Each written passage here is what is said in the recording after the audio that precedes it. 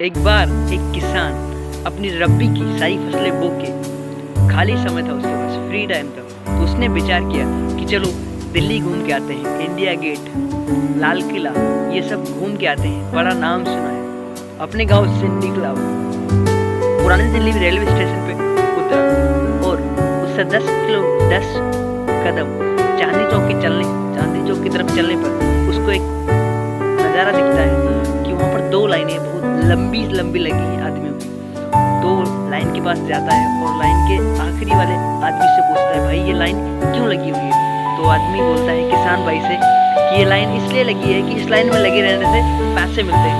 तो किसान भाई बोलते हैं, यार दिल्ली भी बड़ी कमाल की है कि लाइन में लगे रहने से पैसे मिलते हैं। तो वो लाइन में लग जाता है किसान भाई, और लास्ट में देखता है कि एक आदमी खिड़की कैबिन में बैठा हुआ सबको पैसे दे रहा है, लास्ट में उसका नंबर आता है तो खिड़की में बैठा आदमी पूछता है, किसान भाई कैसे आना हो? तो किसान भाई ने कहा कि सुना इस लाइन में लगे रहने से पैसे मिलते हैं।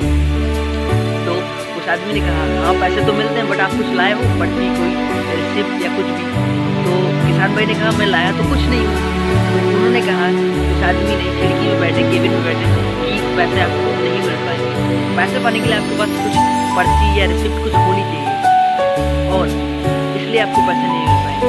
ठीक इसी तरह इस कहानी से हमको ये सीखने को मिलता है कि अगर हम अंग्रेजी बोलना चाहते हैं, अंग्रेजी स्पीक करना चाहते हैं, तो अगर हमारे माइंड में कुछ जमा नहीं होगा, मैं आपको बताता हूँ उस कहानी का एसेंस क्या था। एसेंस ये है कि वो जो मैनेजर बैठा हुआ था खिड़की में, उसका नाम था कैशियर, वो बैंक का कैशियर था, और जो लाइन लगी थी वो सब कस्टमर्स की लाइन थी, ग्राहकों की लाइन थी उस बैंक की, जो अक्सर वहाँ पर पैसे जमा करने और निकालने आया करते थे।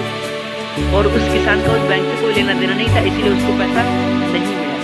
ठीक इसी तरह अगर हम अंग्रेजी बोलना चाहते हैं उसे, तो हमारे माइंड में पहले कुछ जमा होना चाहिए। क्या जमा होना चाहिए? अंग्रेजी के शब्द, इंग्लिश के वर्ड्स। तो इस कहानी से यही सेंस है। तो अब मैं एक सीरीज शुरू करने जा रहा हूँ जिसमें 500 प्लस वर्ड होंगे, अंग्रेजी के शब्द होंगे, उसको आप बोल सकते हो शब्दकोश, वोकैबुलरी सीरीज।